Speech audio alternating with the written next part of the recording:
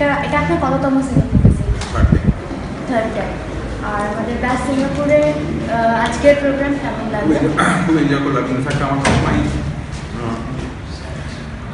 আমি দেখেছি এই রিসেন্টলি গত 10 বছরে যেহেতু যখন এই ডিজিটাল ওয়ার্ল্ডটা এত মানে সব কিছু হাতের মুঠোয় চলে এসছে, তবে থেকে বাংলা গানের প্রতি যে নেশাটা, বাংলা গান বা বাংলার যে কোনো শিল্প, যে কোনো একটা ধর্ম, যে তার গানটা অনেক বেশি প্রবাসী এবং যারা কলকাতায় থাকেন না, ওয়েস্ট বেঙ্গলে থাকেন না, তাদের টানটা অনেক বেশি থাকে। তার কারণ যেহেতু তারা অন্য পরিবেশের মধ্যে বড় পরিবেশের মধ্যে থাকেন, বাংলাটাকে সবসময় বাংলা শব্দ, বাংলা গান, বাংলা কবিতা, বাংলা সব কিছু শুনতে চান, ভালো আরও বেশি করে জানতে চান কী হচ্ছে।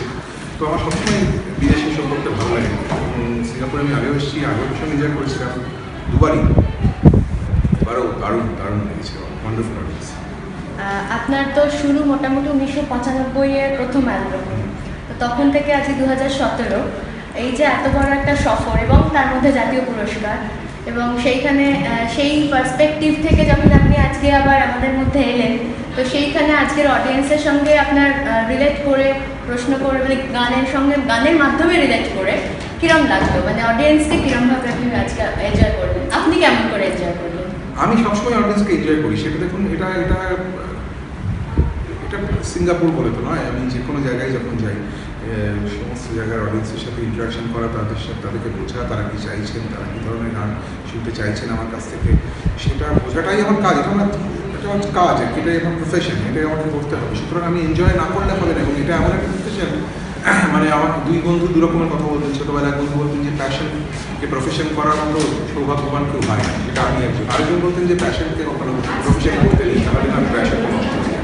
তো আমি ঘুরিয়ে যাই কোনটা মাঝে মধ্যে কী করবো, মানে আমি সেটা।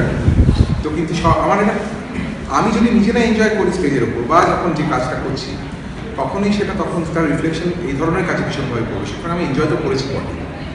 অশেষ ধন্যবাদ আমাদের ব্যাস সিঙ্গাপুরের তরফ থেকে, আপনাকে অশেষ ধন্যবাদ জানাচ্ছি। আবার আমরা আপনাকে ওয়েলকাম জানাবো আমাদের এখানে।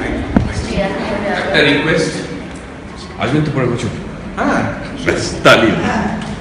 আর আরেকটা ছোট্ট প্রশ্ন, যে এই যে অ্যাকোয়াস্টিক হলো, এটা কততম অ্যালবাম হলো?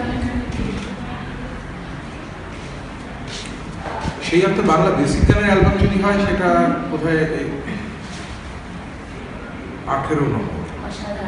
যদি সব মিলিয়ে অ্যালবাম বলেন, রবীন্দ্রসঙ্গীত, নজরুলগীতি ইত্যাদি ইত্যাদি, আরও 40। না, সেটা আনকাউন্টেবলই থাকুক, আমাদের এটাই প্রার্থনা, আমাদের এটাই শুভেচ্ছা জানাই আপনাকে। অনেক ভালো। শিল্পীকে অসংখ্য ধন্যবাদ, কারণ ওর গান বড় ছোট সবার মন জয় করে নিয়েছে। সেই সাথে ধন্যবাদ আমাদের স্পন্সরদের, যাদের ছাড়া এই অনুষ্ঠানটা সম্ভবই হতো না। আসুন একসাথে কৃতজ্ঞতা জানাই আমাদের বিভিন্ন স্পন্সরদের। This program was supported by এই সময়